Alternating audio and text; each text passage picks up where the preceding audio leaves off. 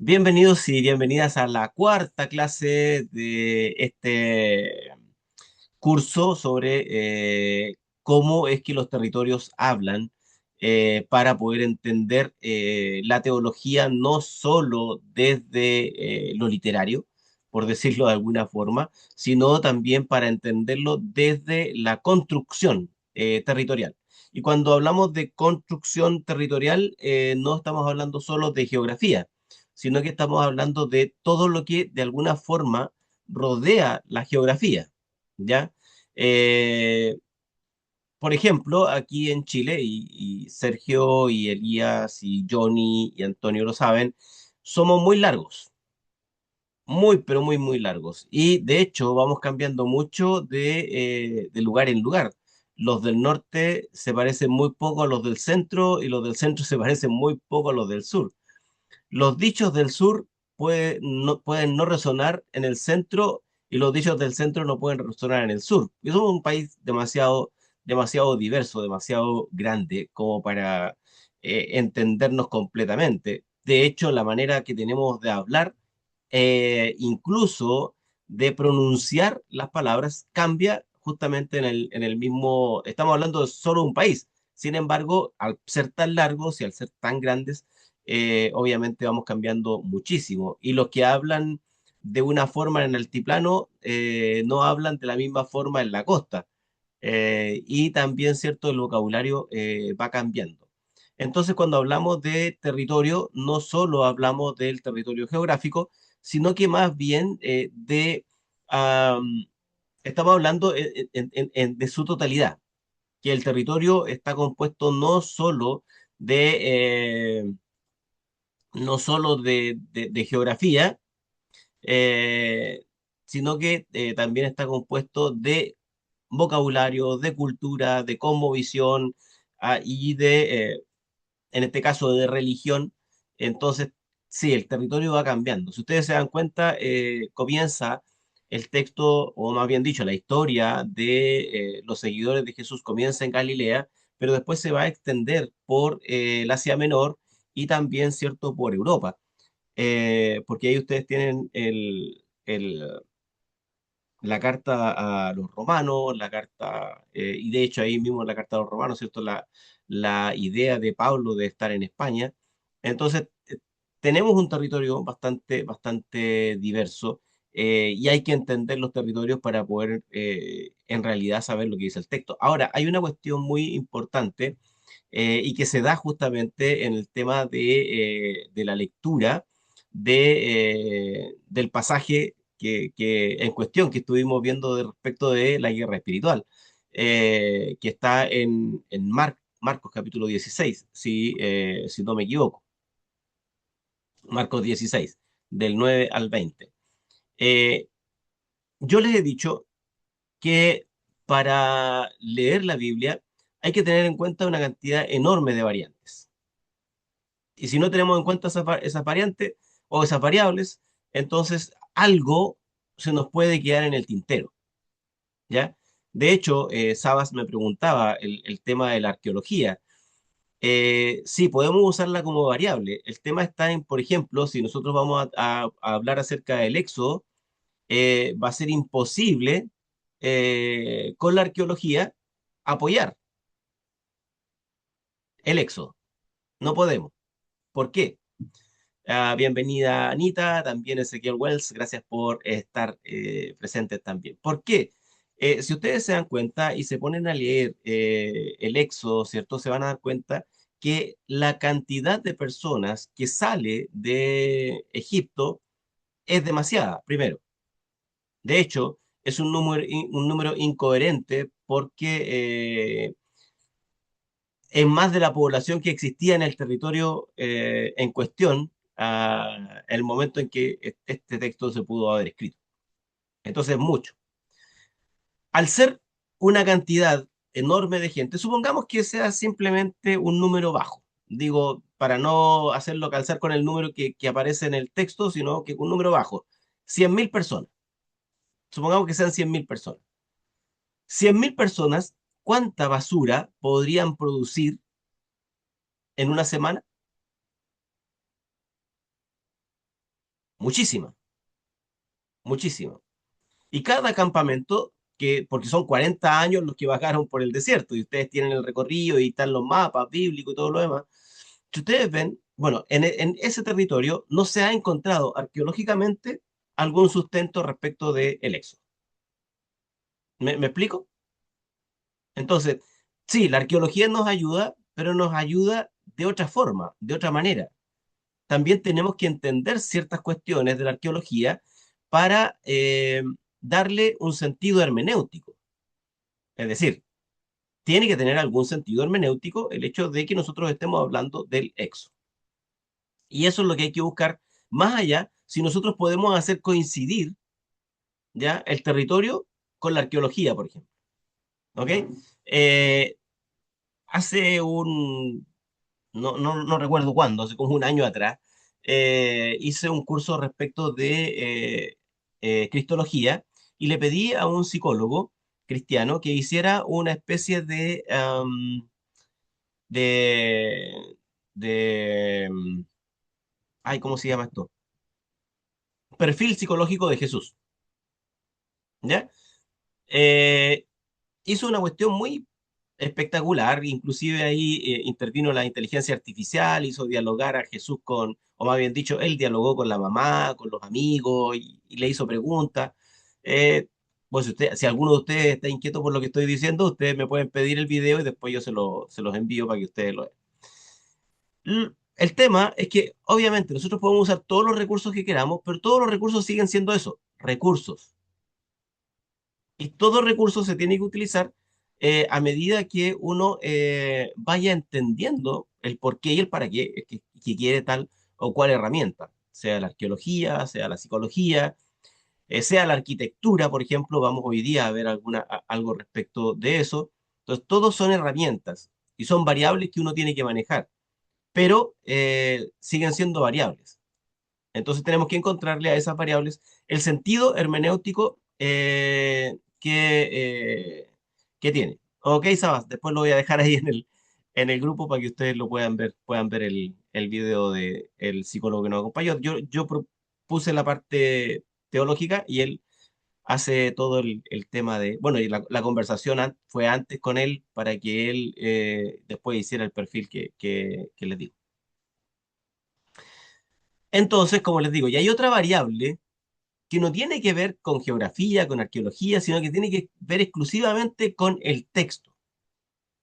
Ustedes saben, o al menos deberían saber, primero, de que el texto no se escribió en castellano. Es idiota lo que estoy diciendo, pero es solamente para poder dar, dar bien el ejemplo. El texto no está en castellano.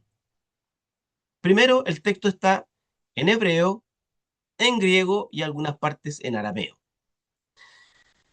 Algunas copias de las que nosotros tenemos en castellano han sido porque no han sido traducidas del original o del griego o del hebreo, sino que han sido versiones de otras, como por ejemplo de la Vulgata Latina. ¿Ok? Entonces se tradujo desde la Vulgata Latina a algún idioma y a partir de eso tenemos nosotros alguna copia. Otros, otras versiones lo que hicieron fue tomar distintos textos. No existe un único texto de un pasaje bíblico, por decirlo de alguna manera. Hay pasajes que tienen más de un texto, ¿ok? Hay pasajes que tienen más de un texto. Y entonces, hay algunos que pusieron ciertos textos, otros quitaron ciertos textos y otros simplemente no tomaron en cuenta una variable y la dejaron de lado. Lo que les estoy diciendo está en mandarín por este momento, ¿o no? Bien, voy a tratar de explicárselos de otra forma para que se vaya entendiendo. Denme un segundito para compartirles la pantalla. Ojalá que estuvieran en un computador, porque es mucho más fácil en un computador que en el teléfono. Am, pero sin embargo voy a tratar de poder explicarlo. Denme un segundito que se abra el programa para que lo puedan ver. Y cuando uno estudia la Biblia, y yo les decía la vez pasada que uno tiene que hacerle, pasajes, perdón, tiene que hacerle preguntas al texto. Entonces, obviamente, esas preguntas que nosotros le hacemos al texto tienen que tienen que ayudarnos a nosotros a entender todo lo que deseamos decir, todo lo que nosotros deseamos compartir. Denme un segundito, déjenme buscar para que ustedes lo puedan ver.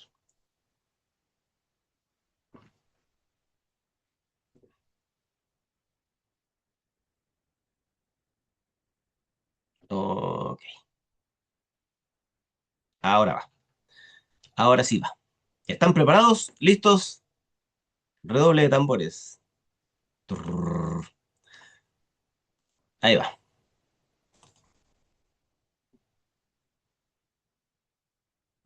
Ya, ¿lo pueden ver algunos? Díganme sí o no, por favor. ¿Lo pueden ver? Sí, por aquí yo lo estoy viendo. Sí, una tabla. Excelente, excelente. Este es un software bíblico que se llama Eastward. Es un software bíblico que es gratuito. Ustedes lo pueden descargar y lo pueden tener en sus computadores. Es muy fácil de usar. Aquí arriba, en donde estoy apuntando con el mouse, para los que estén en su computador, hay una cantidad enorme de Biblias, ¿ya? Está la Anacar Columna, la NBI, también la Reina Valera en varias versiones, la Reina Valera 95, está la Biblia al día, está Dios habla hoy, está la Biblia en griego, está también la Biblia textual, ¿ya? Se llama esta, denme un segundito, esta es la Biblia textual. ¿Ya? Entonces, aquí arribita tiene una pestaña que dice paralelos. Y entonces yo puedo colocar varias Biblias aquí en paralelo para poder ver cómo dice un verso en una, en otro y en otro. ¿Ok? Entonces yo puse en paralelo la Reina Valera 60, la Dios habla hoy, la NBI y la Biblia textual. ¿Sí? Si ustedes se fijan, en las tres primeras, Reina Valera, Dios habla hoy y NBI, ustedes van a encontrar que todos estos textos desde el verso 9 están. Habiendo pues resucitado Jesús por la mañana, dice una. Después la otra dice, después que Jesús hubo resucitado al amanecer, dice la otra. Y la otra dice, cuando Jesús resucitó en la madrugada. Si ustedes se dan cuenta, en el espacio de la Biblia textual no hay nada. ¿Sí? ¿Se fijan? No hay nada. Desde el verso 9 hasta el final. No hay absolutamente nada. Y si ustedes suben, se dan cuenta que en la Biblia textual, Marcos 16 se termina en el verso 8.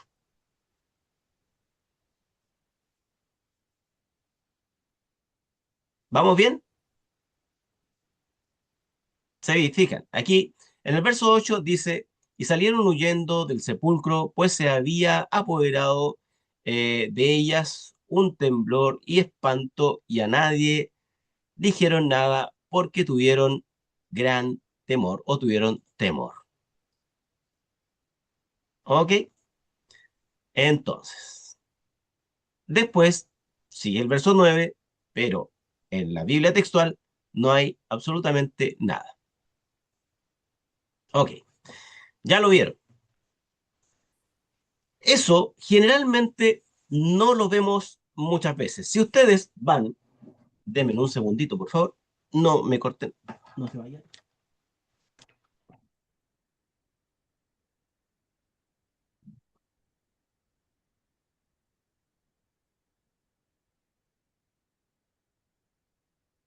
Si ustedes van a una Biblia normal, esta que está aquí es la NBI. ¿Ok? Ustedes van hasta Marcos capítulo 16.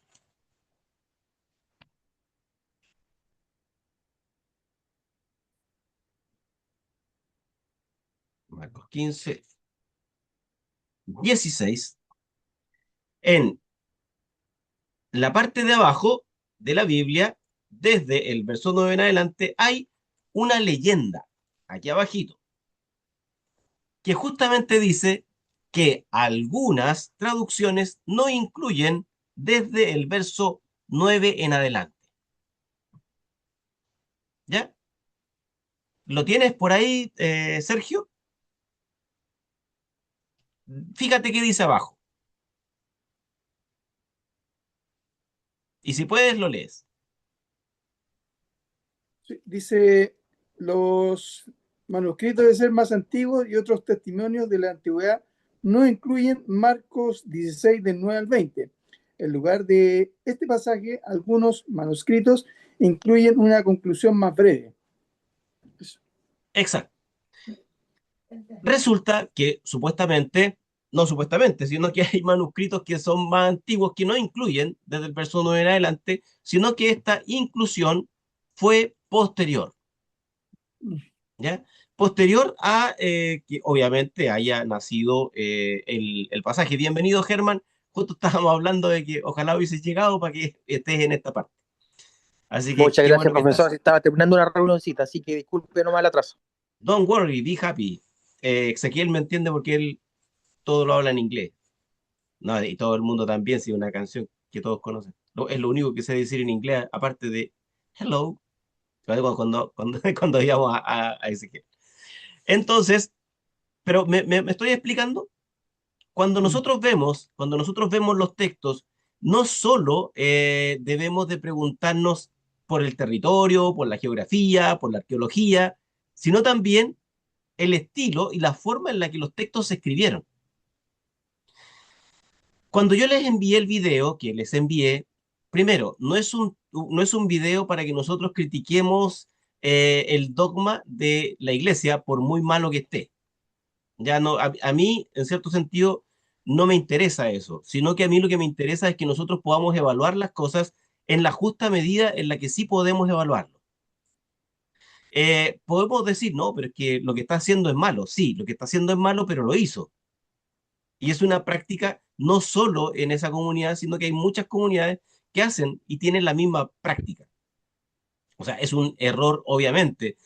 Sin embargo, justamente se toman de un pasaje que la mayoría de los exegetas de alguna forma cuestiona respecto de la antigüedad que tiene y dónde está puesto y el por qué está puesto. Si ustedes se fijan, y ya hemos hablado muchas veces respecto de los evangelios sinópticos, que son Mateo, Marcos, Lucas, ¿sí? Mateo y Lucas utilizan prácticamente todo el material de Marcos para hacer su propuesta de evangelio. ¿Ok? Si ustedes van a buscar este pasaje, el pasaje en cuestión, que estamos hablando acerca de que en su nombre echarán fuera demonios y tomarán serpientes o tomarán veneno y nada les va a hacer daño, ese pasaje no existe en los sinópticos. No está. Si ustedes lo buscan, no lo van a encontrar. Hay una máxima hermenéutica que dice que para que un pasaje lo podamos interpretar bien, al menos debe de estar contenido en dos o tres libros más. Es decir, que esté respaldado por otros. Si no está respaldado por otros, entonces nosotros podemos dudar de si ese pasaje en realidad, de alguna forma, debemos nosotros de interpretarlo como una hermenéutica para el contexto en el que nosotros vivimos. Bien, dicho eso, les quiero mostrar algo también que va a ayudarnos a poder entender un poquitito esto. ¿Están preparados? ¿Están listos? Allá vamos.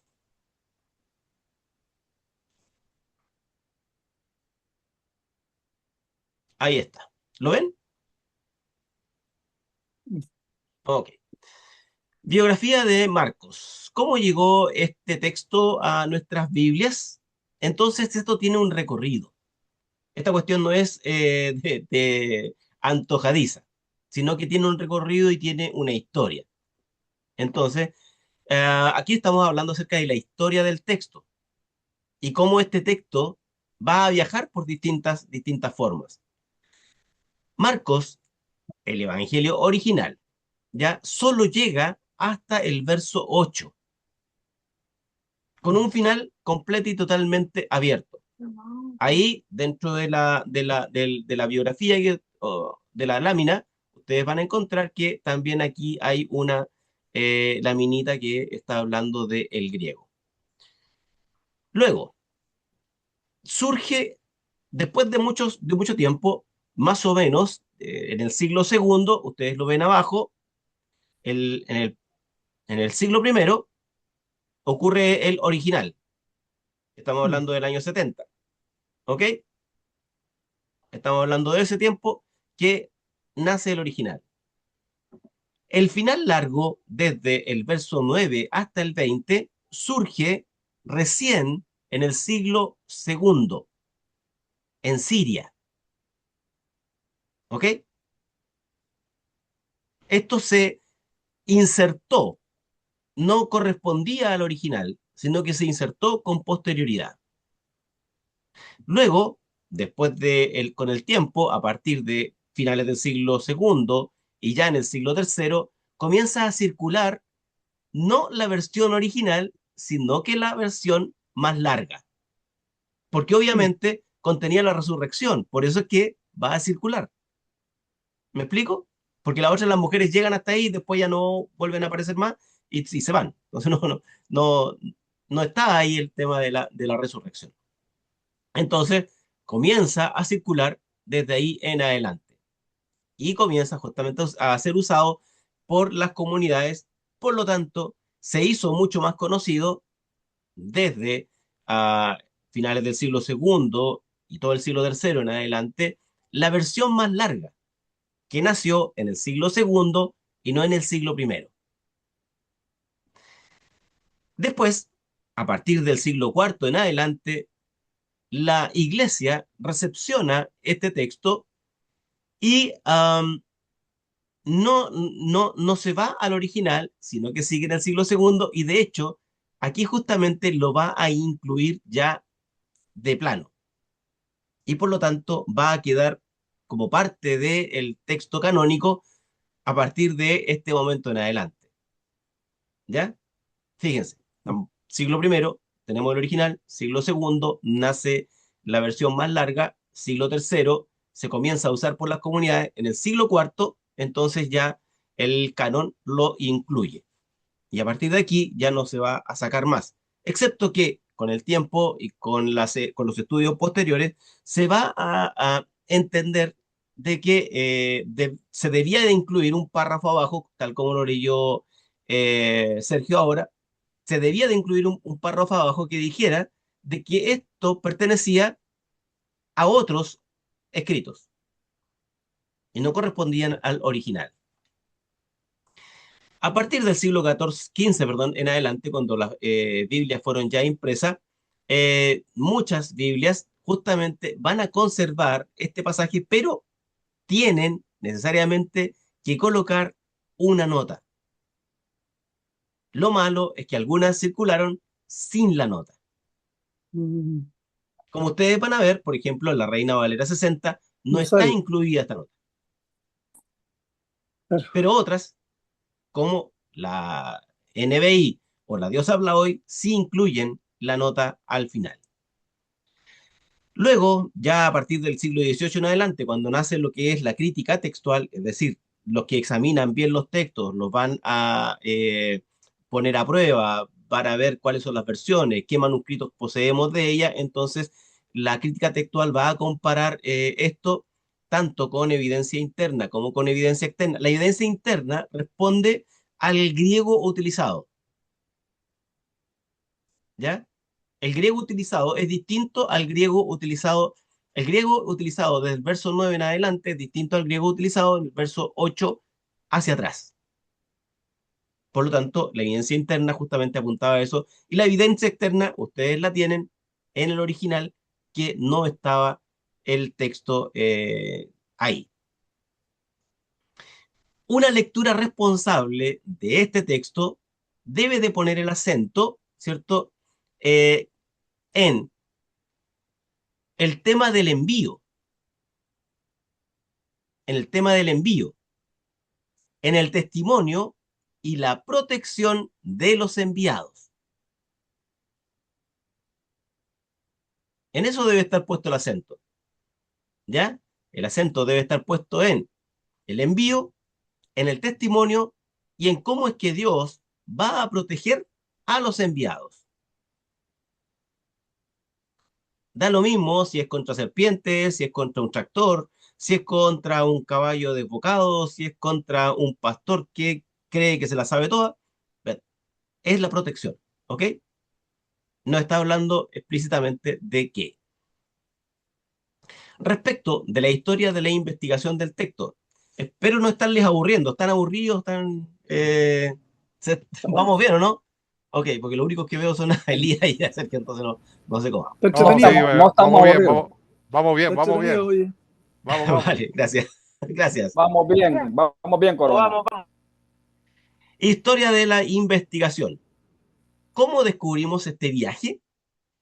Los manuscritos más antiguos, los códices sinaítico, vaticano, terminan todos en el verso 8.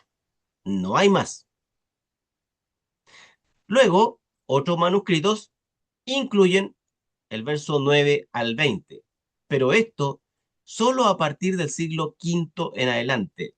La mayoría de los escritos ya contienen justamente el final largo, pero el final corto se quedó solo como historia.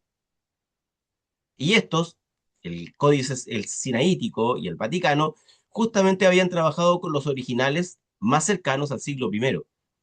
Pero después simplemente se dejó de utilizar porque de alguna forma las comunidades habían guardado la memoria respecto de este otro pasaje, es decir, del final largo. Los padres de la iglesia, respecto de esto, tenían diversas formas de pensar o diversas formas de verlo. Algunos lo conocen y lo citan, como por ejemplo Ireneo Eusebio, y otros muestran sus dudas respecto al origen de este pasaje y por lo tanto, ¿cierto?, no lo consideran como Jerónimo u Orígenes. ¿Ya? Luego, la crítica moderna va a evaluar todo esto. Se estudia justamente en la crítica moderna la calidad interna del pasaje, por ejemplo, el estilo y el vocabulario, lo que les estaba diciendo recién, que cambia el estilo desde el verso 9 en adelante respecto de lo que traía del verso 8 hacia atrás. Y además la coherencia con Marcos, ¿ya? Y ahí también discrepaban un poquitito respecto de cómo es que se podía esto manejar de tal forma que pudiera ser coherente con todo el escrito de Marcos. La conclusión académica respecto de este pasaje es que la mayoría de los eruditos reconoce Marcos 16 del 9 al 20 como una adición posterior, es decir, no corresponde al original hecho por Marcos, sino que fue hecho por alguna otra comunidad con posterioridad. ¿Por qué? Porque quedaba el tema pendiente de la resurrección. ¿Qué camino debemos de recorrer nosotros como lectores? No se trata de quitarle valor al texto, sino de entender su historia para leerlo con honestidad, humildad, y esta cuestión yo les pido mucho, pero mucho ojo, especialmente a todos los que son pastores aquí y a todos los que son líderes o que de alguna manera, ¿cierto?, están delante de una congregación, que debemos de interpretar los textos con una cuestión que se llama responsabilidad pastoral. No quiero decirlo de esta manera, pero no tengo otra forma de hacerlo. Cuando nosotros no hacemos estas cosas, simplemente somos irresponsables con Dios, con el mensaje de Jesús y con el texto. Cualquier cosa que nosotros hagamos que de alguna manera ah, tenga que ver con una interpretación bíblica, tenemos que ponerle mucho ojo, para poder saber de que lo que estamos diciendo está cercano a lo que Dios y Jesús querrían proponer respecto de la vida cristiana. Antes de preguntar qué doctrina enseña este texto, deberíamos de preguntar primero, ¿de dónde viene? ¿Quién lo transmitió? ¿Qué manuscrito lo contiene? ¿Qué manuscrito no lo contiene? ¿Por qué pudo añadirse? ¿Y qué implica para la interpretación? ¿Cuáles son las implicancias para la interpretación? Como ya lo hemos dicho antes, la escritura no cae del cielo así de manera instantánea. Viaja por los territorios. Es copiada, es interpretada, pero también es vivida por las comunidades.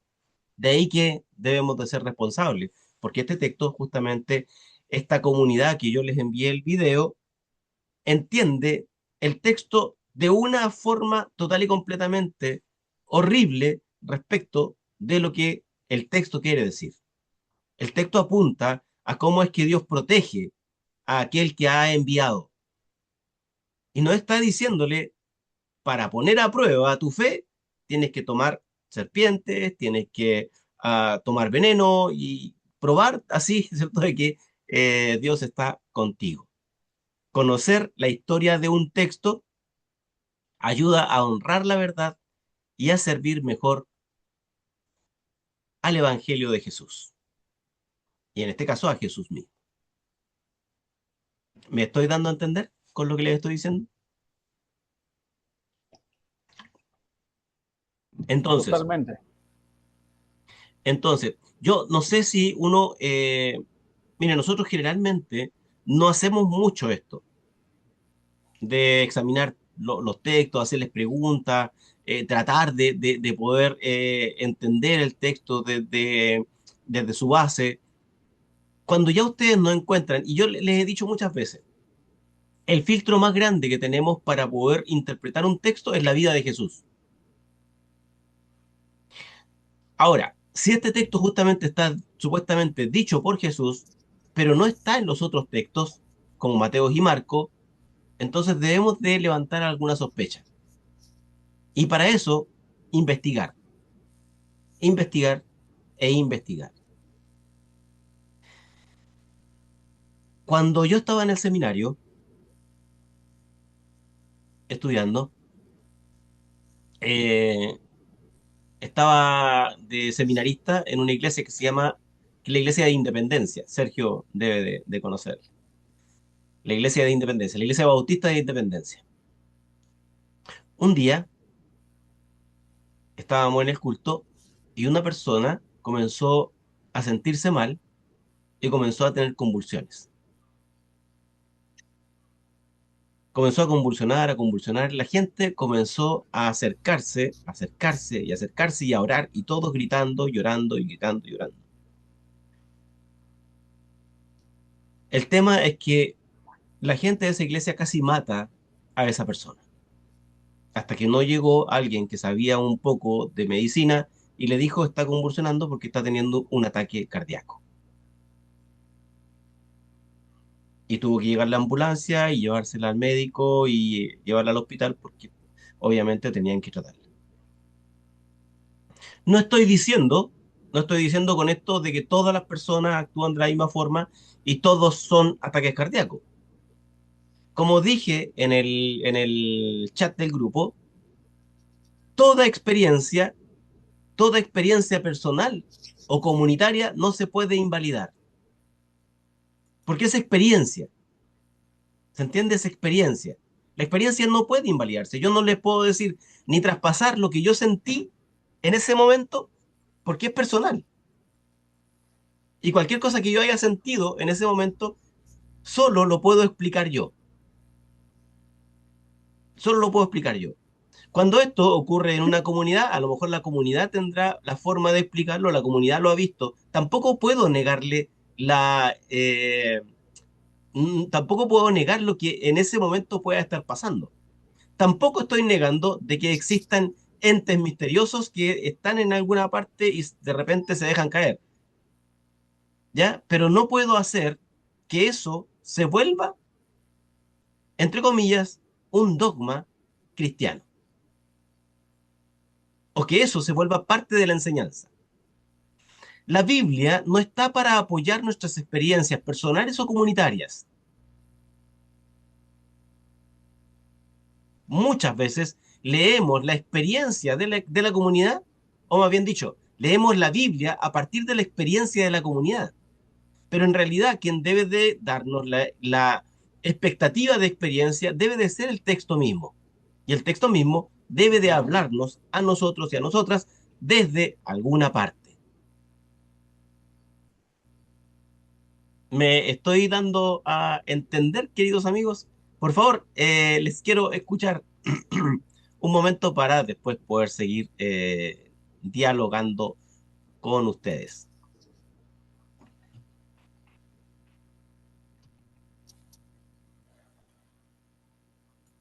Dígame, Antonio.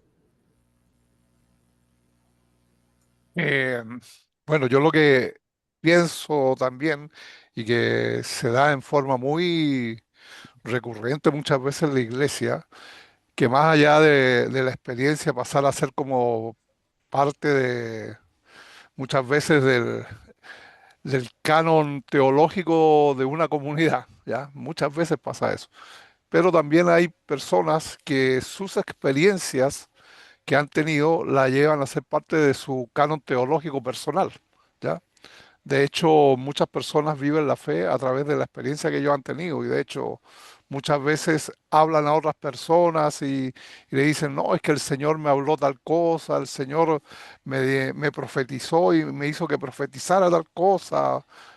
Muchas veces lo que pasa es que y uno tal vez ya siendo ya como más práctico, uno pasa a analizar a la persona y uno dice, es que también de repente ese impulso que tenemos todo ser humano de validarnos frente a la comunidad, muchas veces comenzamos y empezamos a manifestar nuestros sueños, nuestras expectativas tal vez de vida en esta comunidad, de ver que me tomen en consideración. Comienzo a relatar hechos muchas veces hasta un poco fantásticos, ¿ya? Pero los tomo como una vivencia teológica y lo hago parte de mi realidad teológica personal, ¿ya? Y se da muchas veces en las personas, ¿ya? O sea que uno muchas veces lo ve y es algo como que es hacerse notar y validarse delante de sus pares, en este caso en la congregación. No sé si me doy a entender. Sí, y te vas a entender muy bien, Antonio. Vuelvo a repetir lo mismo, amigos. El tema no es invalidar una experiencia, porque vuelvo a repetir, las experiencias no se pueden invalidar. El tema está en cómo es que, cómo esto también de alguna forma termina siendo,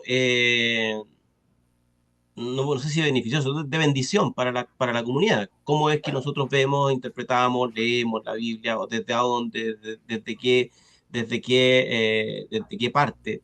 Pero vuelvo a decir, yo no puedo decir que hay cosas que no ocurren porque yo no las he vivido. O sea, no puedo decir que no ocurren porque yo no las haya vivido. Hay cosas que pasan. Yo no puedo descartar cuestiones. A mí no me ha pasado. Lo que me pasó fue que una persona casi muere en un culto porque la gente comenzó a sacarle un demonio y en realidad tenía un ataque epiléptico y el oxígeno que estaba teniendo era muy poco y obviamente eso ah, la estaba perjudicando y obviamente casi la terminan liquidando en lugar de sanarla. Sin embargo, tampoco, a justo a Enrique se le cayó el sistema, pero si no le dice yo, tampoco puedo invalidar lo que pasa en el mundo. Hay una película que se llama El exorcismo de Mary o algo así. El exorcismo de... Ah, bueno, la cosa es que está basado en hechos reales, ¿ok? Esa película está basada en hechos reales. De hecho, la película contiene grabaciones de la vida real. Hay otra película que también está basada en hechos reales, también de un sacerdote que justamente era muy escéptico, pero lo mandan a un lugar. Esto ocurrió en el siglo XX. Es muy, muy... eso, el exorcismo de Emily Rose. Gracias, Elías. Eh, Esto ocurre en el siglo XX, como digo. La película, creo que en esta película actúa Anthony Hopkins. Pues la cosa es que a él lo envían a un lugar. Y en este lugar él, se le presenta justamente un hecho paranormal. ¿Ok? Y él muy escéptico con todo. Ahora, la historia que les voy a contar no tiene que ver con el exorcismo, sino que tiene que ver con otra cosa. Una noche, él llega a la... Yo espero que después nos sigamos contando historias, porque si no, después nos vamos a alargar contando historias. Y la idea es solamente concentrarnos en lo que le estoy tratando de explicar. Digamos que todos tenemos aquí testimonios de cosas, pero la verdad es que llegan a quedar los pelos así como de punta y tengo ganas de dormir esta noche, así que por favor no lo hagamos. Bueno, la cosa es que eh, este tipo, el sacerdote, llega al hotel donde estaba alojado y lo llaman por teléfono y comienza a conversar con su papá y habla con su papá. Creo que eran como a las 9 de la noche, algo así, 9 10 de la noche. Y comienza a hablar con su papá y habla con su papá y le dice buenas noches. Al día siguiente lo llaman y le dicen que su papá ha muerto. Y dice, pero yo anoche estuve conversando con él, ¿a qué horas murió? Oye, ¿a qué hora estuviste conversando con él? A las 9 de la noche. Bueno, tu papá murió a las 5 de la tarde. ¿Con quién estuvo conversando? ¿Me estoy dando a entender? O sea, yo no puedo decir que esas cosas no pasen, porque sí pasan. O sea, el rito, justamente, gracias a Johnny, todos se saben alguna película aquí. Pero esa película también está basada justamente en hechos reales. Esas cosas, de verdad la carne se me puso así como rara, pasan. Son parte de esta vida y de una vida que no entendemos, de algo que está en alguna parte y que nosotros no podemos entender y que no podemos comprender. Ahora, eso no lo podemos convertir en un dogma o en una enseñanza que de alguna forma sea necesario repetir. La enseñanza de Jesús, y aunque sea redundante todas las veces que lo digo, la enseñanza de Jesús está centrada y concentrada en un par de palabras. ¿Cuáles son esas palabras?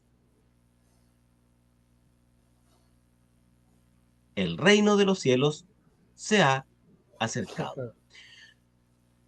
Todo mensaje cristiano centrado en la vida de Jesús tiene necesariamente que estar vinculado con el reino predicado por Jesús. Y ese reino habla de muchas más cosas y de muchos más exorcismos que debemos de hacerle a esta misma sociedad, de la justicia, de la igualdad, de la no exclusión, de la paz.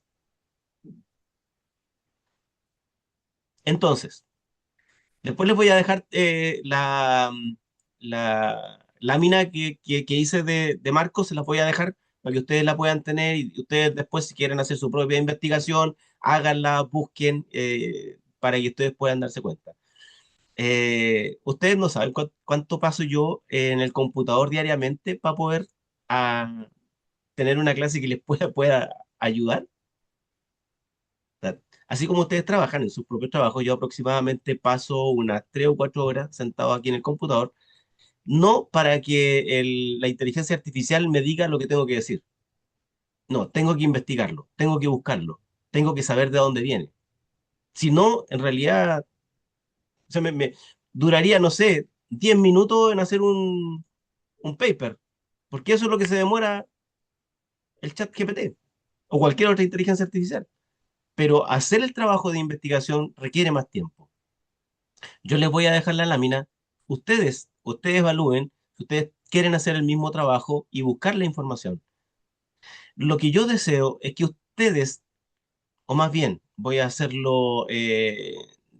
en plural, nosotros y nosotras seamos responsables de lo que decimos, de lo que vemos y de lo que hacemos respecto del texto bíblico, especialmente cuando hablemos de las palabras de Jesús. Ya lo hemos conversado y lo dije también la semana pasada. Todo lo que aparece como palabra de Jesús en el texto no necesariamente es que haya sido dicho por Jesús, sino que la acción de Jesús se puso en palabras para que nosotros podamos entender cómo es que él accionó en diferentes ocasiones y en diferentes circunstancias respecto de algún hecho. Y el hecho de Jesús, es decir, la acción de Jesús, está relacionada con la vida de su comunidad y con lo que ellos se enfrentaban cada vez. Para todos aquellos que quieran más información respecto de algunas cosas que ocurrían en ese tiempo, hay una palabra que se llama taumaturgo. Era un personaje que generalmente se dedicaba a la sanación, se dedicaba también al exorcismo, se dedicaba a todo esto que tenía que ver justamente con un envío particular y especial. Jesús no es el único de su tiempo, ni es el único que hace este tipo de cosas dentro de la época en la que vive.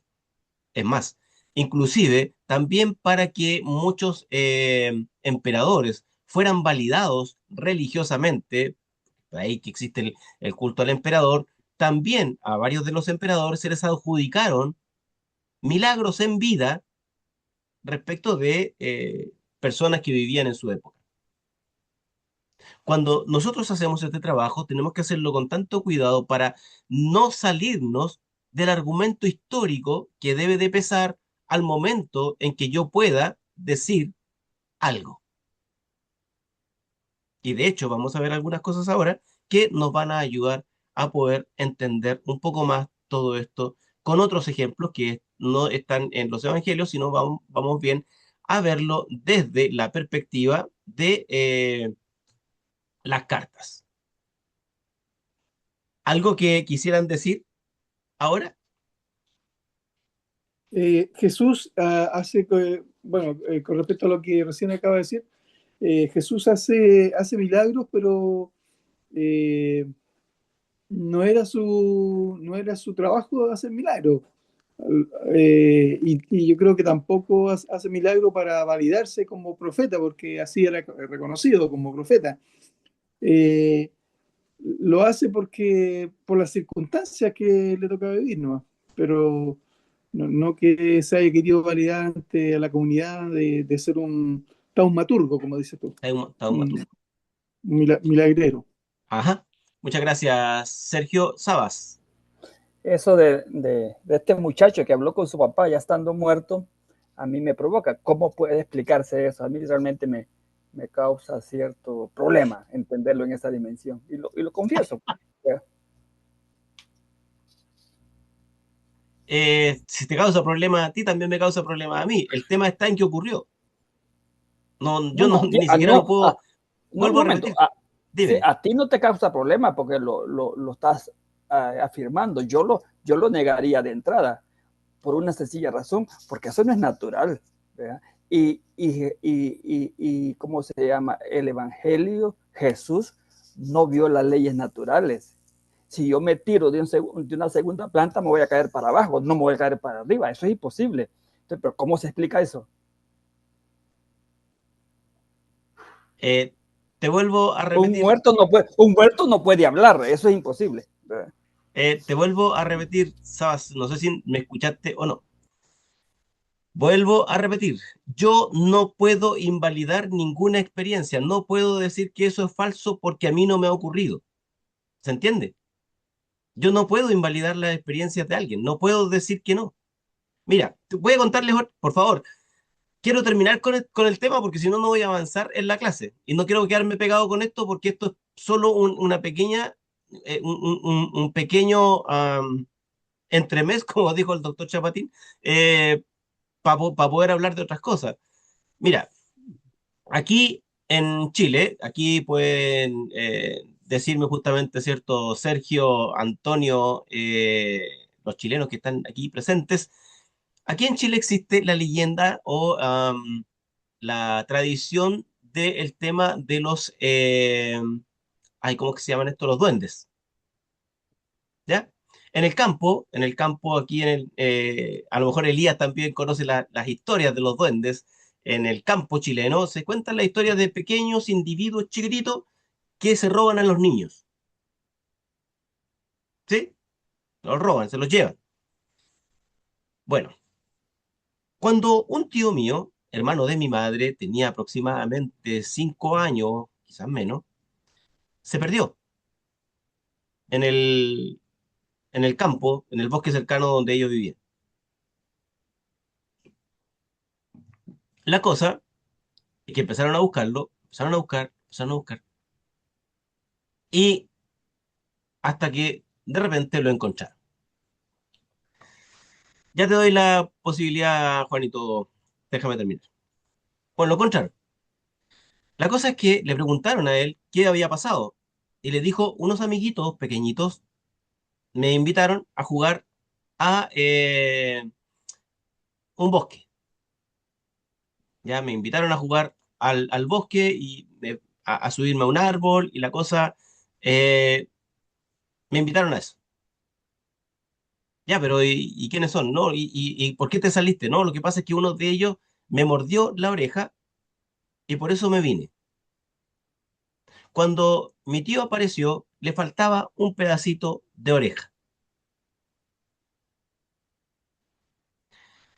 Podemos explicar eso de 1.200 millones de formas. Se cayó, se rompió la oreja. Podemos explicarlo de la manera que nosotros creamos que va a ser coherente. ¿Me estoy explicando? Pero es algo que yo, desde mi ignorancia, puedo decir no existió. Pero cuando le veo la oreja a mi tío, veo que le falta un pedazo.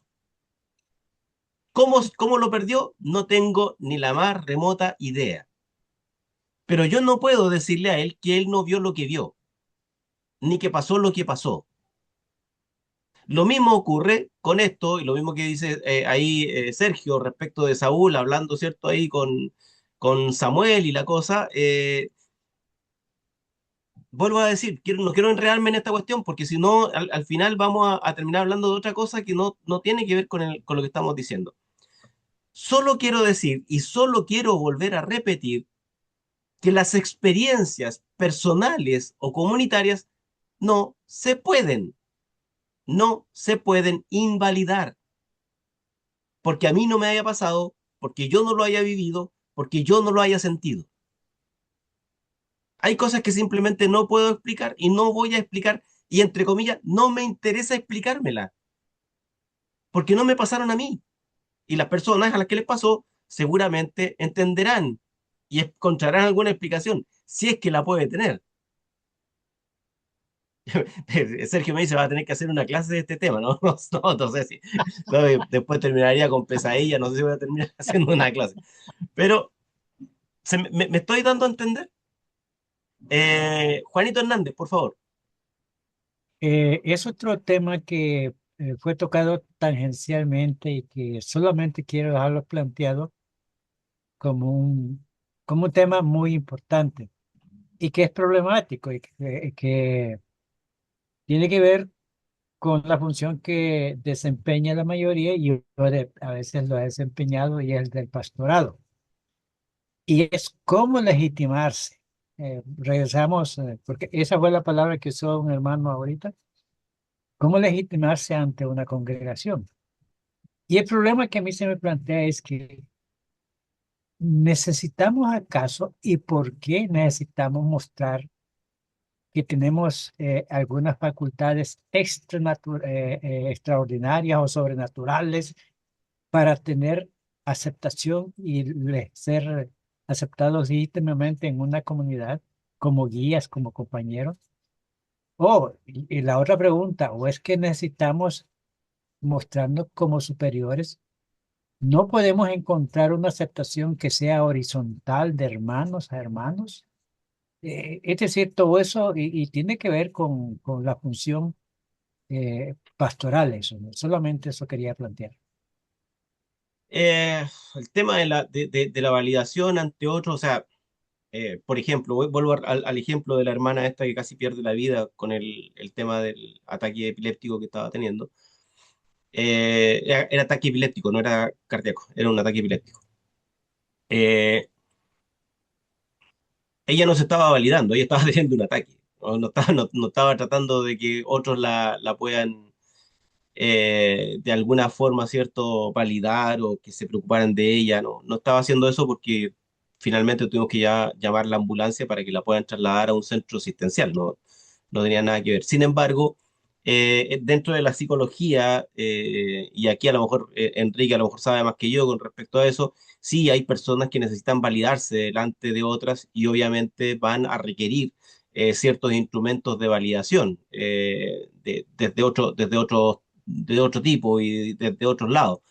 Eh, en el contexto en el que nosotros estamos hablando ahora, y tiene que ver justamente, ¿cierto?, con el pasaje este en cuestión de Marcos 16, en mi nombre van a echar fuera demonios, van a tomar serpientes y van a tomar veneno y todo lo demás. O sea, si yo digo, mira, no, lo que pasa es que solamente es el asunto de echar fuera demonios. Sí, pero lo que pasa es que está dentro de un contexto y ese contexto dice otras cosas más. No puedo eliminar el resto del contexto para dejar solo lo que a mí me conviene. ¿Me explico? O sea, es lo mismo que cuando nosotros vemos la lista de cosas por las que no voy a entrar al cielo, como dice Pablo. Nosotros le prestamos oídos solamente a un par, pero por ejemplo no le prestamos oído al hecho de hablar en contra del hermano, por ejemplo. O sea, eh, todo lo otro está bien, pero eso no entra. Entonces, si no hablamos del contexto completo, entonces no hablemos, porque estaríamos dejando varias cosas afuera.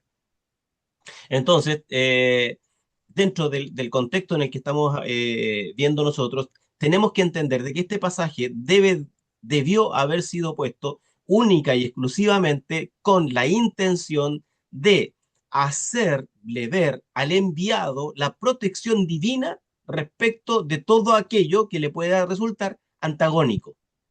¿Se entiende? O sea, todo aquello que se le pueda presentar antagónico, de manera antagónica, está superado por el hecho de que Dios está conmigo. Y si Dios está conmigo, entonces obviamente no va a haber nada que de alguna forma pueda callar el testimonio que yo pueda dar de Cristo. ¿Me doy a entender? Eso es intrínsecamente lo que dice el texto. Lo demás, como no puedo cotejarlo con los otros evangelios, como no puedo cotejarlo con nada más, entonces siempre tengo que prestarle un poquitito más de atención. Y en este caso, para prestar atención, como les dije, uno debe de investigar al respecto. Y desde ahí, y a partir de eso, entonces uno puede formarse un criterio de interpretación. ¿Vamos bien? ¿Puedo continuar con lo que estábamos viendo? ¿O hay alguien que desea decir alguna otra cosa?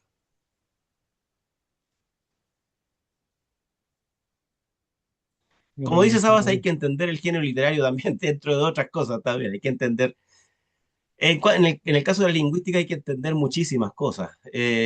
Lamentablemente, para nosotros especialmente, los que no saben griego o los que no sabemos griego completamente, no podemos ver el texto en el original. Entonces, obviamente tenemos que someternos a lo que nos dice el castellano.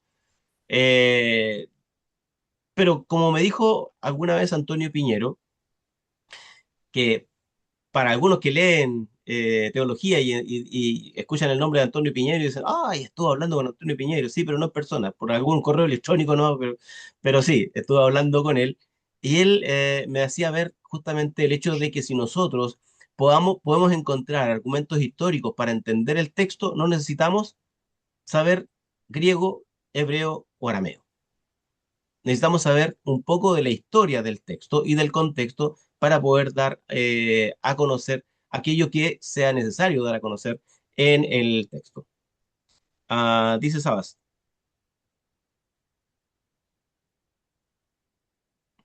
¿Es una pregunta,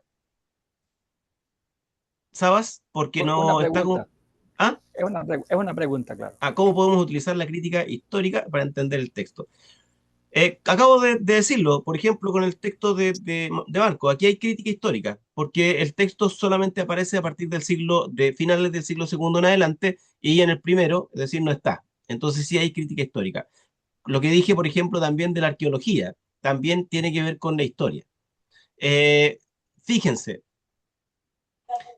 hay una tablilla, para el tema de la arqueología, hay una tablilla eh, egipcia que habla de los judíos.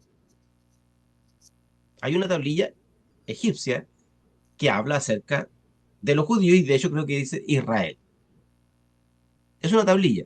Es decir, hay conocimientos del mundo egipcio, hay conocimientos del Estado o el pueblo de Israel. Entonces sí, tenemos que entender de que de alguna forma se pudieron conectar, y hay algo que nosotros necesitamos analizar. ¿Ok? Eso, pero está en una tablilla. No podemos decir mucho más que lo que está en la tablilla. En esa tablilla no dice que ellos estuvieron prisioneros en Egipto, menos en la cantidad de personas que dice. ¿Ya? Sin embargo, hay otras historias más detrás de esto, como por ejemplo, que hubo una época, aproximadamente casi de 100 años, que el mundo semita, no voy a decir puntualmente el mundo judío, pero sí el mundo semita, invadió terrenos egipcios. Los invadió, a tal punto que en algún momento los egipcios tuvieron que terminar de expulsarlos. Pero fue una cantidad de tiempo relativamente importante en la que ellos estuvieron ahí. Pero tampoco quiero quedarme pegado en eso, porque si no me sigo saliendo del marco en el que estoy. Pero para que ustedes vean y para que se pueda entender la cantidad de variables que nosotros deberíamos de tratar de poder ver al momento de examinar un texto, porque si no, al final siempre hay algo que nos puede quedar dando vuelta. O hay algo en lo que la gente nos puede preguntar algo y nosotros vamos a quedar volando. Como generalmente preguntan, oye, ¿y con quién se casó Caín? ¿Ya? No le, pero solamente dije eso, no me estén preguntando con quién se casó Caín. ¿Ok? Bien, gracias Ezequiel por reírte, porque la verdad que eh, hacía falta que alguien se ría de las cosas que yo digo. Bien, pero sí, siempre alguien pregunta, ¿y yo con quién se casó Caín? Si quieren saber con quién se casó Caín, vengan al próximo curso y lo voy a... No voy a decir. Bien, dentro del terreno de poder entender los horizontes que tiene el territorio, hay horizontes que ya los hablamos, que tienen que ver con el lenguaje, la forma y la comunicación. En el caso, por ejemplo, de Pablo, que le escribe a diversos grupos, hay una cuestión muy importante que no debemos de perder de vista, y que delante escuchaba a alguien que yo sé que ustedes han escuchado, pero no voy a decir el nombre, eh, el Pepe el hereje, no, igual yo sé que lo escuchan algunos. Bueno, pero él nos dijo algo importante. Él está total y completamente en contra de Pablo. No le gusta a Pablo, no le calza a Pablo en la Biblia, no hay a cómo insertar a Pablo dentro del texto. Y dijo algo respecto de las cartas, por ejemplo. Dijo, Pablo fundó varias iglesias, pero eso es mitad cierto y mitad no. No voy a decir mentira, pero la mitad es cierto y la mitad no. O la mitad es una obviedad, ¿ya? Y la otra mitad es objetivo, es una cuestión, un hecho objetivo. ¿Cuál es la primera carta que Pablo escribe? ¿Ya? Voy a hacer repaso aquí de lo que hemos estado hablando. ¿Cuál es la primera carta que Pablo escribe? Gálatas, No, al agua. Reprobado, Tesalónicos, dijera don Tesalonicenses. Ramón. tesalonicenses. Excelente, tesalonicense. No se le va a olvidar nunca más a Sergio. Me acordé de don Ramón. Reprobado. Tesalonicense, gracias. Aquí también me escribe que excelente. ¿Cuándo se escribe aproximadamente? 48 o 50. Después del 50, aproximadamente entre el 50 y el 53. Ok. ¿Ya? Para que podamos tener contexto. ¿Cuántos años han pasado de la resurrección de Jesús? 20 y más. 17. 20, 25 20. años aproximadamente de la resurrección, porque la fecha, ninguna fecha la tenemos completamente exacta. ¿Cuándo ocurre lo que nosotros llamamos la diáspora? La diáspora, 70. en el 70, ¿cierto? ¿Ya? Antes las comunidades de alguna forma vivían juntas. Sin embargo, antes de la diáspora, es decir, antes del año 70, en el año 50, ya existía una comunidad en Tesalónica. Tesalónica. ¿Eso qué significa?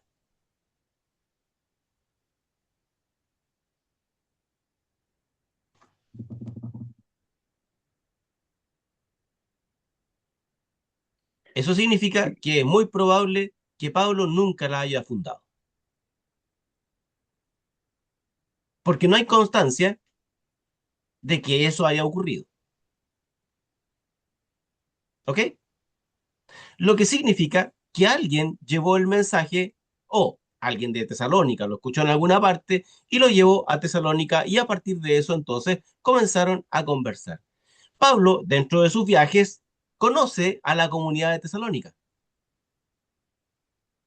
y a partir de eso entra en un vínculo con esa comunidad. Y entonces los tesalonicenses encontraron que este vínculo era bastante bueno y dijeron, mantengámonos aquí para poder más o menos conocer ciertas cosas de las que podían estar pasando en otros lados con los seguidores de Jesús. Hasta aquí, todos son seguidores de Jesús, sea que sean seguidores de Jesús desde el judaísmo o que sean seguidores de Jesús desde el lado gentil. En este caso, supongamos que era el lado gentil. ¿Ok? Estamos hablando del 53. Pablo es la primera vez que va a escribir una carta. Pablo es la primera vez que se ha inmiscuido con una comunidad para poder, de alguna forma, ¿cierto? Después apoyarles teológicamente hablando. Entonces, cuando nosotros examinamos el Primera de Tesalonicenses, tenemos que entender que es una comunidad que lleva un tiempo funcionando. Pablo entra en contacto con esta comunidad y va a poder ver las problemáticas que ellos puedan tener y a través de eso va a tratar de responder a esas problemáticas. Pero todavía nos queda entender desde dónde o cómo es que esta ciudad pudo haber leído o escuchado el Evangelio y llevado hasta allá. Porque cualquier, cualquier palabra que haya escuchado respecto de, el Evangelio debió haberlas escuchado muy probablemente fuera de los círculos de los seguidores de Jesús, fuera de los círculos de los seguidores de Jesús, ¿ya? Más bien lo que nosotros llamamos cristianos de segunda generación. Los cristianos de primera generación son los apóstoles que nosotros conocemos y las comunidades vinculadas a ellos. Todos los demás, y estas comunidades generalmente se dieron entre el 33, que es después de la resurrección de Jesús, hasta más o menos el 40, 45, aproximadamente una década. Después son cristianos de segunda generación. ¿Vamos bien o no? ¿Los estoy aburriendo con tanta historia? Enrique me mueve la cabeza así en va y ven, como diciendo, no, estoy muy peso te pasa por llegar tarde. Así que ahora tratar de entender lo que pueda entender. Esta ciudad es muy importante estratégicamente, está dentro de lo que se llama la Vía Ignacia y es un puerto muy activo y es culturalmente tremendamente diverso, muy diverso. Es un puerto, Todos los que en sus países tienen puerto saben la diversidad que en un puerto puede existir. Y obviamente, en este caso, existía una diversidad enorme. Los evangelios y la vida de Jesús nace en un mundo rural. Por lo tanto, el mensaje que nosotros vemos en Tesalonicense está adaptado del mundo rural al mundo urbano. Por lo tanto, las preguntas van a ser distintas en Tesalonicenses que en Galilea, porque son dos territorios distintos, son dos culturas distintas y son formas de creer completa y totalmente distintas. Por lo tanto, las preguntas justamente también van a ser distintas y las problemáticas también que van a ver son muy, pero muy distintas. ¿Ya? Eh, la situación de la comunidad era de que vivían justamente muy tensionados entre la fidelidad a Jesús y la pertenencia al judaísmo del segundo templo. Además de eso, le tenemos que añadir las presiones imperiales, por ejemplo, del tema del culto al emperador. Aquí, en Tesalónica, la presencia romana era mucho, pero mucho más fuerte que en lugares, que en otros lugares. ¿Por qué? Porque es puerto. Y en todos los lugares en donde justamente existía el tema de la vinculación con los negocios, había todo este tipo. Se han dado cuenta ustedes que Pablo, por las ciudades que pasa, son todas ciudades en donde se hace mucho negocio?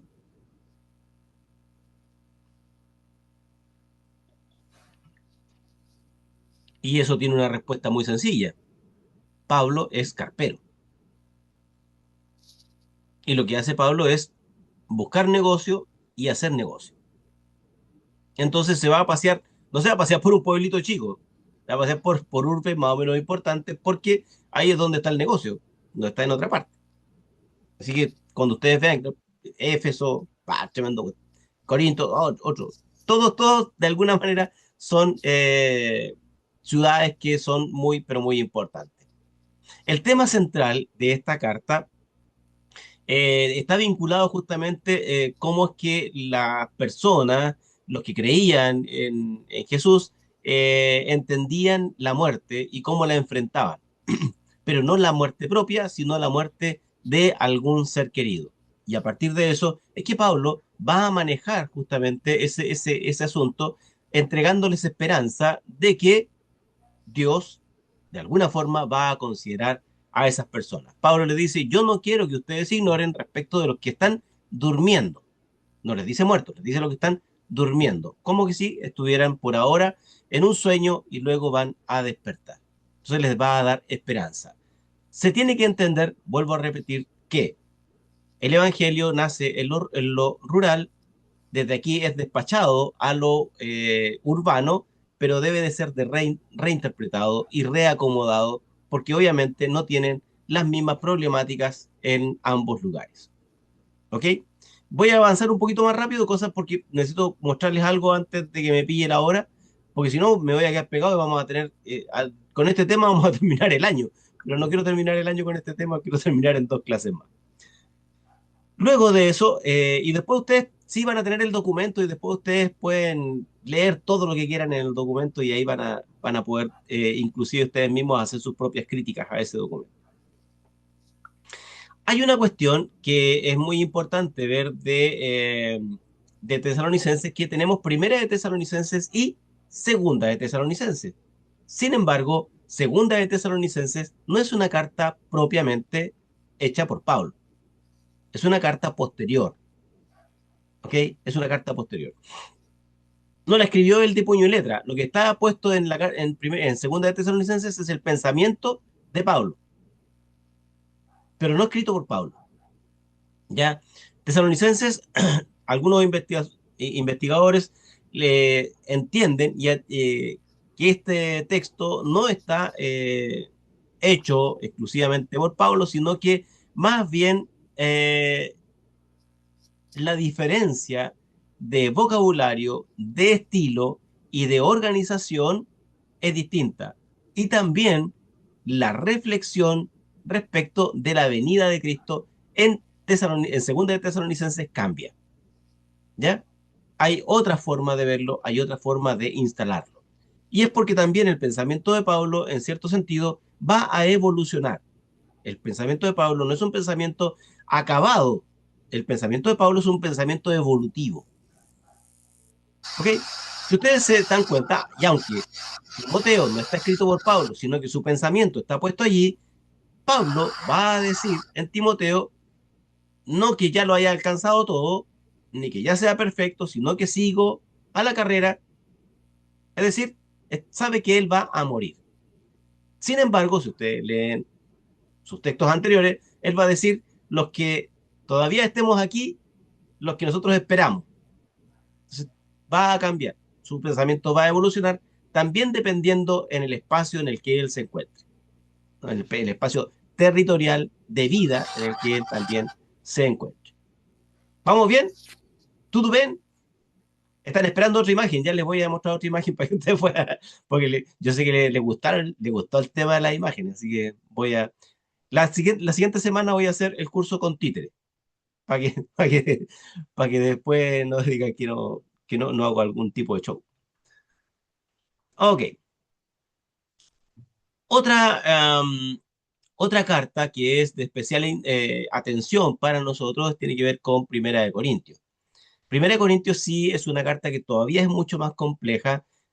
También es una comunidad a la que Pablo escribe. No sabemos, obviamente, si él la fundó, pero sí, Pablo la va a conocer dentro de los viajes en los que él va a hacer. Pero lo más probable es que, al igual que lo que pasó en Tesalónica, sean comunidades que se fueron formando en el tiempo y que Pablo las va a conocer después. Sin embargo, lo que debe de importarnos aquí es que esta ciudad, más que Tesalónica, es una ciudad cosmopolita, ¿ya? Fue refundada por el Imperio Romano y está marcadísimamente estructurada en base al comercio, a la movilidad social y a la competencia por el prestigio. Esta cuestión es muy importante. Anótenlo, escríbanlo y recuérdenlo. La comunidad de Corinto está muy, pero muy ansiosa de tener prestigio, de ser reconocida. ¿Qué tiene eso de relevante? De que en el mundo judío, en el mundo de Jesús, eso no existe. En el mundo semita, las cosas se miden por el honor y la vergüenza, ¿ok? Por el honor y la vergüenza. Eso es el mundo oriental. Pero en el mundo occidental de Corinto no es así. Hay una lucha por ser alguien más, por ser mejor que el otro y por ser reconocido mejor que el otro. A partir de eso es que también entonces deberíamos de entender la cena del Señor. ¿Por qué es que, perdón, me dieron un estornudo? ¿Por qué es que Pablo va a repetirles el tema de que ustedes toman la cena indignamente porque se apartan para comer, ¿cierto? Dejando que otros miren. No tienen ustedes casa en la que ustedes vayan a comer y hogares donde ustedes vayan a tomar o a beber, ¿cierto? No, porque ellos querían dar a conocer de que ellos sí tenían y los otros no, porque estamos hablando del prestigio. ¿Me explico? Bien, les voy a mostrar una imagen, ahora sí les voy a mostrar la imagen para que ustedes puedan ver. Más o menos es la representación de cómo es que pudieron haber justamente tomado la cena los discípulos en aquel momento, o cómo es que debió esto haberse visto en algún momento y que no debió haber sido de esa forma. Denme un segundito que la imagen se me extravió. Denme un momento, por favor. Bien, vamos a colocarlo aquí para que ustedes la puedan ver. Más bien, lo que les voy a mostrar es justamente el tema de cómo estaban dispuestas las casas de este tiempo. Resulta que las casas durante este tiempo eh, tenían distintos patios. Se supone que el lugar donde tomaron la cena del Señor, la gente de, de los Corintios, era una casa como esta. Esta está vista desde arriba, ¿ya? Aquí dice cubícula, que es es un espacio privado de dormitorios. Estaba la entrada, estaba el atrio de recepción, estaba el tablinum, como el despacho, el espacio eh, donde estaba el dominus para recibir asuntos importantes. Estaba también el jardín central, ¿ya? Era al aire libre, había luz y había mucha vida dentro de este espacio. Era el corazón de la casa. Es un espacio de descanso y de esparcimiento. Estaba la cubícula donde están los dormitorios, la cocina, el área de servicio y el triciclum. Este es importante porque es como el comedor central, ¿ok? Es como el comedor central, el triciclum en donde nosotros estamos hablando. Al estar hablando del triciclum que estaba aquí, bueno, las casas que estaban de tal forma diseñadas que en el triciclum no podían entrar todos. Aquí se hacía el banquete principal, ¿ya? Esta es la sala del banquete. Aquí se recostaban y comían y conversaban y hacían, porque la cena del Señor en ese tiempo estaba dada dentro de otra cena y eso se daba dentro del triciclum. Solo que al triciclum no entraban todos, solo entraban aquellos que tenían dinero. Los demás quedaban aquí en el tablinum, otros más atrás en el atrio, algunos los echaban al jardín y así, estaban todos dispersos.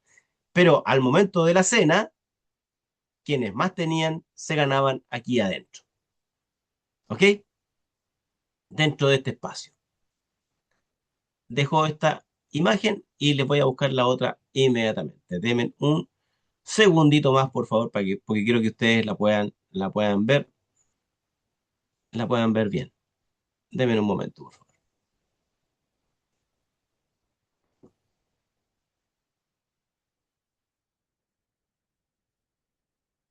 Por mientras, ¿vamos bien? ¿Se está entendiendo lo que estoy diciendo? O, pero sean honestos conmigo, no me digan.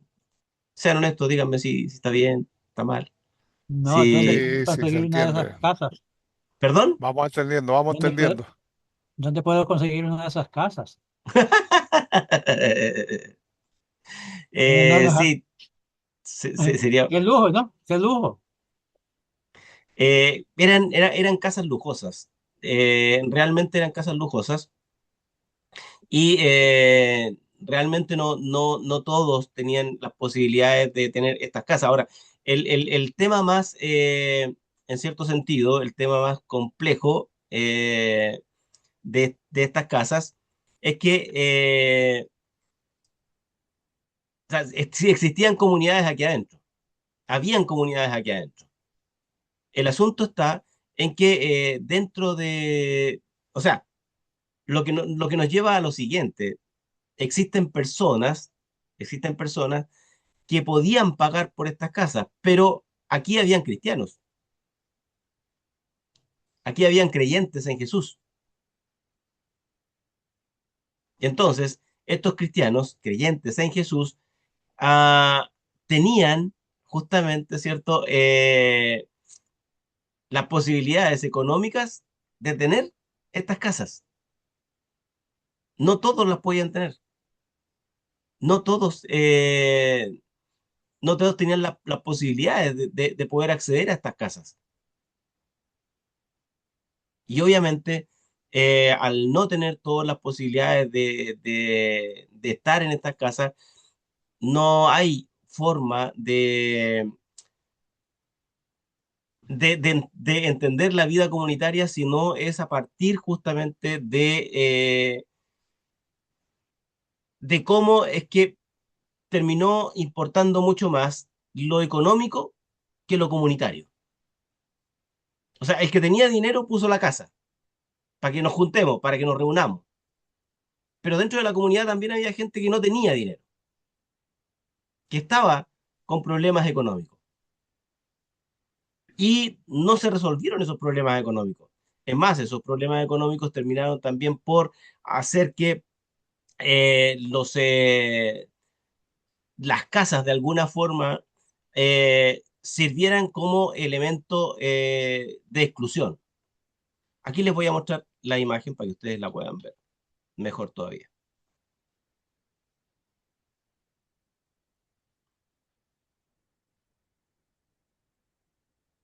Ahí vamos. Ahí está. Ahí ustedes la ven. Aquí está el patio exterior, el atrium, ya el patio central. Acá está el triciclum, el comedor principal. Y acá habían otras habitaciones por otros lados. Fíjense que en el triciclum, en el patio central, hay un banquete. Hay gente recostada, gente conversando, gente comiendo y bebiendo. En las partes de afuera, fíjense que aquí hay gente que está afuera solamente mirando, viendo. Acá hay otros que también están compartiendo y otros que están más afuera todavía. Esta era la forma en la que vivían las comunidades en ese tiempo. O sea, se reunían, pero no todos tenían la posibilidad de entrar aquí, al triciclo, al comedor principal. ¿Ya? Los más pobres quedaban excluidos de este espacio. De ahí que Pablo les llama la atención y les dice justamente, ustedes algunos se reúnen aquí solo para comer y tomar, pero esta casa le pertenecía a alguien. Entonces después le dice a este que está de blanco, tú no tienes tu casa, tú no tienes tu casa, tú no tienes, ¿por qué no hacen eso en otro lado? Aquí todos los que están en este lugar deben de compartir de una forma igualitaria. No pueden unos tener más que otros para compartir la cena. ¿Lo pudieron ver? ¿Pudieron ver el gráfico? Después también estas se las voy a hacer llegar para que ustedes la puedan tener y la puedan ver. Preguntas, consultas, háblenme, por favor, que ya nos queda poco.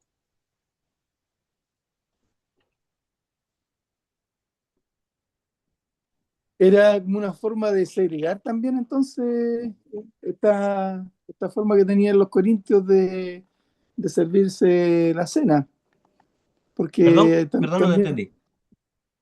no, te decía que era como una forma de segregar a las personas de acuerdo a su posición, muy parecido a los atrios del templo judío. Exactamente, Eso. exactamente. Es una forma de segregar. No tiene otra explicación. Pero vuelvo a repetir, esto está dado por el marco del territorio. O sea, es decir, eh, el territorio de Corinto, por ser cosmopolita y por ser una ciudad muy avanzada, lo que más necesitaba era conseguir prestigio. Y la forma en la que yo conseguía el prestigio, lamentablemente, era desprestigiando a otros. Por lo tanto, demostraba y demostraba cosas que yo tenía para que el otro pudiera sentirse ajeno a eso.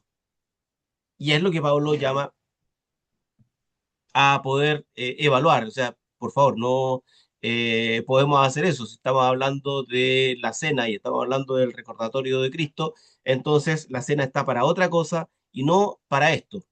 No está para esto. No está para que nosotros de alguna manera, excluyamos, para que nosotros dejemos afuera a algunos, para que nosotros no podamos incluir personas dentro del estatus en el que nos encontramos acá.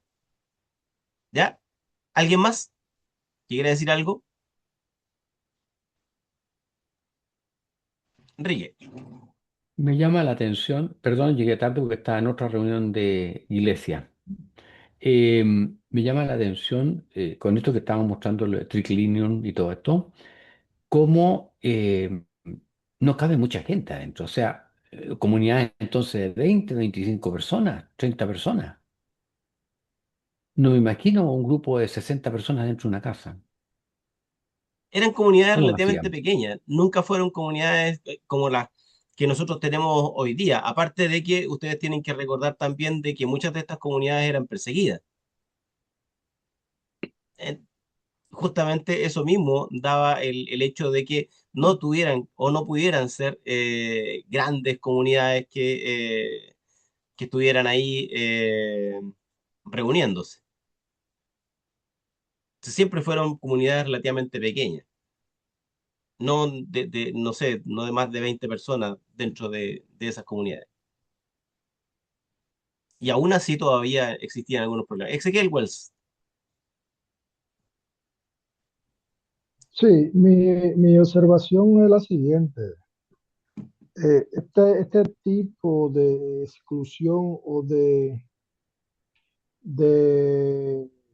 amiguismo, quizás si podemos llamarlo así de esta manera, no es ajeno a nuestro día, sino que también hoy día sucede igual prácticamente, donde una clase dentro de la misma iglesia, bueno, pues comparte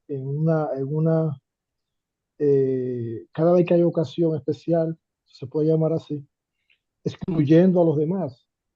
Eso todavía sucede hoy día.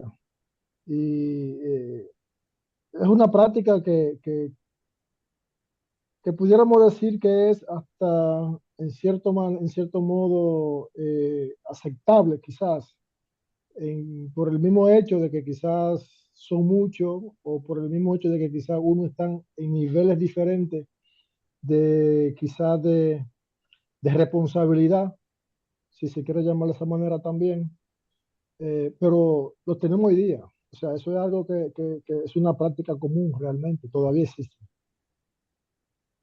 así es, lamentablemente. Eh, Ojalá y nos pudiéramos liberar de eso, pero bueno. Dígame, Anita, usted tiene la mano levantada y después Antonio. Las damas primero. Está apagado su micrófono, Anita.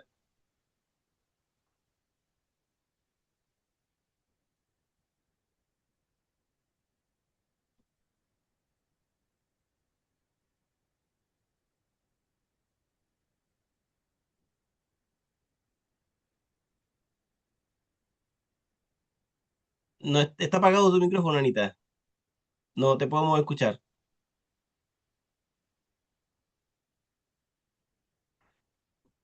Por ahí hay un microfonito chiquitito a la izquierda y ahí puedes pinchar para que pueda. Ahí yo estoy solicitando que puedas activarlo. Lamentablemente yo de aquí no puedo activar el Es que está micrófono. usando un celular, está usando un Sí, sí, celular. sí, sí. Pero yo de aquí no puedo habilitar el micrófono. Por mientras, Antonio, por mientras que Anita encuentra el micrófono. Antonio, Ya sí, quería comentar también que aparte de muchas veces ese exclusivismo que vemos en este caso, que se ve que eran las personas más acomodadas, ¿ya? Y se hacía un exclusivismo. Pero lamentablemente hoy en la iglesia también hay otro exclusivismo que tenemos, que es un exclusivismo que yo le podría llamar de tipo intelectual, ¿ya? Donde la gente, inclusive que se hace decir los maduros en la fe, ¿ya? O que nosotros que ya tenemos unos tantos años en el Evangelio, entonces somos como una casta ya más superior y son los que podemos tocar ciertos temas que otras personas no pueden, o se apartan a cierto hermano de la reunión y dicen, no, es que este hermano no nos va a entender, ¿ya? Entonces muchas veces tenemos también ese exclusivismo intelectual así que nos hace como superiores, ¿ah? Y sobre todo también como que al ir cumpliendo años en la fe, como que nos hace más exclusivos y como que nos vamos acercando un poquito más al cielo más que los otros. eh, lamentablemente tengo que contarte la razón, porque sí es. Es más, o sea, creemos que inclusive vamos a tener un puesto distinto en el cielo respecto de algunos otros. Eh, Para decirlo en fácil, mi conocimiento de magíster en teología no hace nada por mí respecto de mi apariencia ante Dios. Nada, porque lo que a Dios le va a valer delante de él va a ser justamente el hecho de cómo ha sido mi comportamiento, cómo es que yo he vivido la fe y desde dónde la he vivido, qué ha sido de lo que yo he vivido la fe. Entonces, obviamente, sí, de hecho es tan así que los cristianos se han tomado tan a pecho esto que muchos grupos se han hecho poderosos en cierto sentido, a partir de considerarse que son prácticamente el centro ético del mundo. Consideran que no hay mejor ética que la de un cristiano, pero hay muchos cristianos que realmente el asunto, primero, o sea, tenemos un desconocimiento de las escrituras enorme, tenemos un desconocimiento cultural enorme, tenemos un desconocimiento respecto de las costumbres que es enorme, respecto de cómo vivía la religión es enorme. O sea, más allá de la intuición, muchos grupos no pasan. ¿Ya? Pero lamentablemente creo que vivimos más de apariencia en este mundo que otra cosa. Anita, la pregunta que hacía era si cómo tomaban en realidad entonces la cena los pobres. Eh, Complicado responder esa pregunta porque finalmente, según el contexto de Pablo, no la tomaban. Eran excluidos porque la cena en ese tiempo se tomaba dentro de otra cena. Entonces, los que estaban en la casa y formaban parte del grupo de élite de esa casa, obviamente ellos sí podían tomar la cena, pero si no formaba parte de eso, lamentablemente tenía que quedar en otra habitación esperando a que la cena se acabe. Toda cena, el ritual de la cena, en ese tiempo se vivía dentro de otra cena.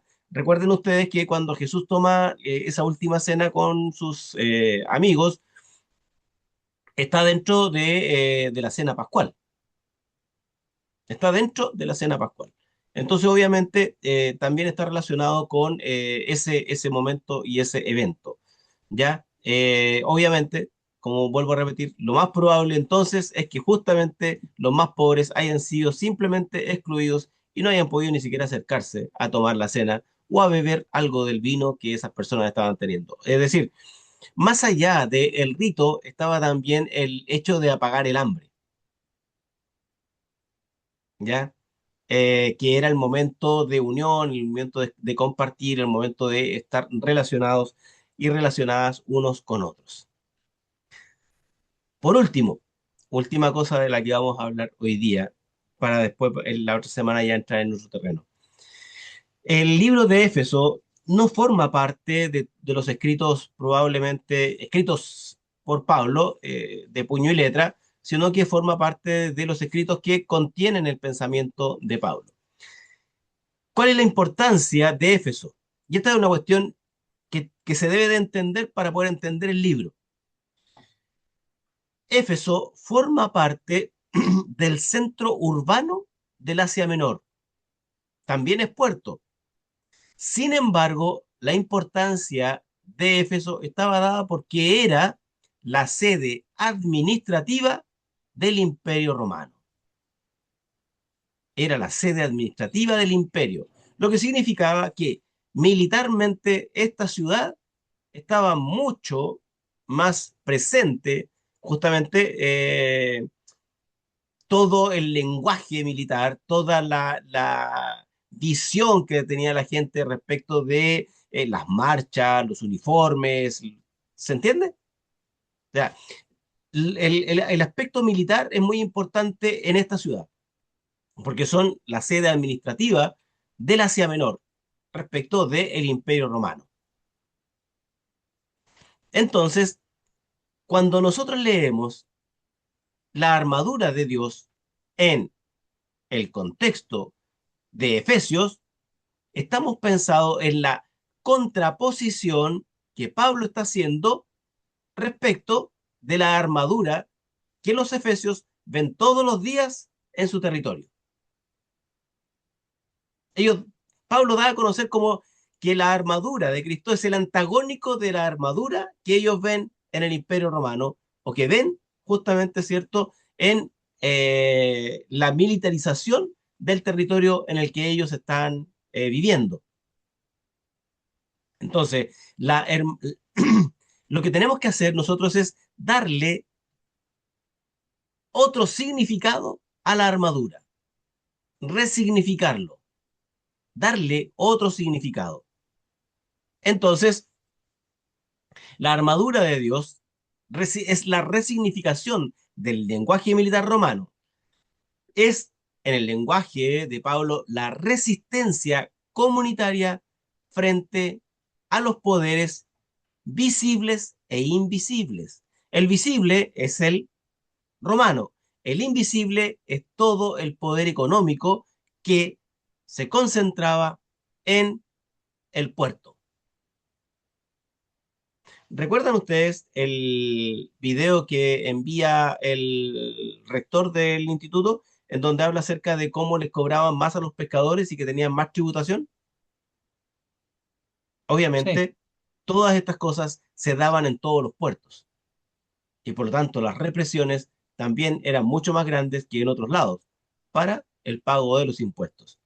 Entonces, la armadura de Cristo, en este caso, la armadura de Dios, ¿cierto?, está relacionada justamente la resistencia, con la resistencia, no a partir del poder de fuego que pueda tener la comunidad de seguidores de Jesús, sino que a partir justamente de contraponerse a los poderes que se podían ver en el contexto de la ciudad de Éfeso. Por lo tanto, aquí lo que Pablo está mostrando también, o el escritor del libro de Efesios, es cómo es que debe de existir una evaluación comunitaria para replantearnos como una nueva humanidad. Efesios capítulo 2, del verso 14 al 16, dice lo siguiente. Denme un segundito para sacar lo que teníamos aquí. Dice Efesios 2, del 14 en adelante. Porque Él es nuestra paz. Recuerden el tema aquí de la paz romana. La paz romana se da por medio de la espada, por medio de la represión y de la opresión. Entonces Pablo está diciendo aquí que Él es nuestra paz, no un estado opresivo. Que de ambos pueblos hizo uno, derribando la pared intermedia de separación, aboliendo en su carne las enemistades, la ley de los mandamientos expresadas en ordenanzas, para crear en sí mismo de los dos uno solo, un nuevo hombre, haciendo la paz, la creación de una nueva humanidad. Una humanidad que debe de crearse y de recrearse no a partir del poder de fuego, no a partir de las armas, no a partir de la violencia, sino a partir de la paz. Cuando los primeros cristianos de alguna forma se enfrentaron al poder, justamente hablaron acerca de que Jesús dijo que Él era la paz. Mm, Esto es en contraposición a la paz romana. Y esta paz recrea una nueva humanidad, una nueva forma de enfrentar el poder del imperio. Éfeso, una ciudad enorme, bullante de comercio, portuaria, pero que es la sede administrativa del Imperio Romano. El poder militar se ve por todos lados. La represión se ve por todas partes. Y ese poder invisible son los impuestos y que son la opresión por medio de el cobro abusivo de ellos, es lo que Pablo está atacando.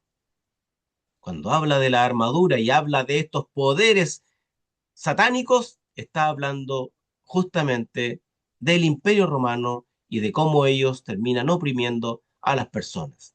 Y ellos lo entienden porque lo están viviendo en su ciudad todos los días en las calles.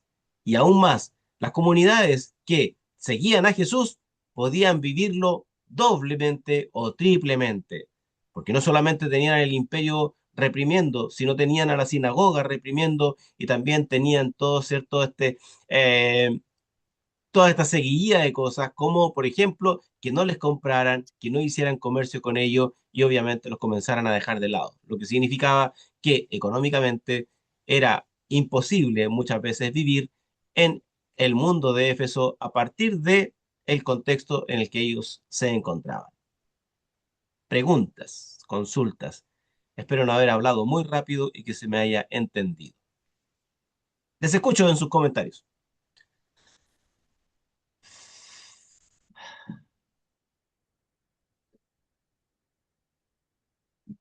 De a uno nomás, no se amontonen.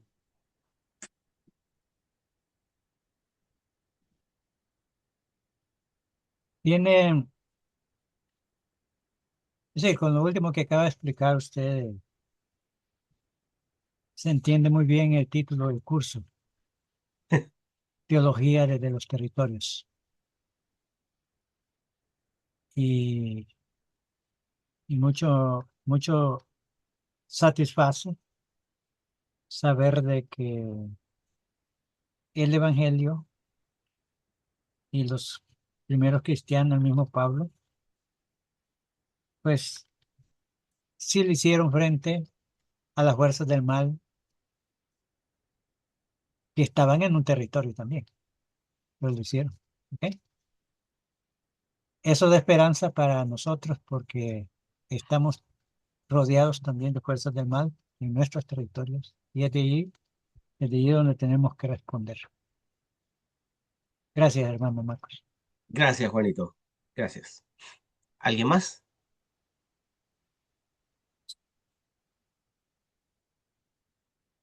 Bien. Si no hay nadie más, voy a cerrar la grabación.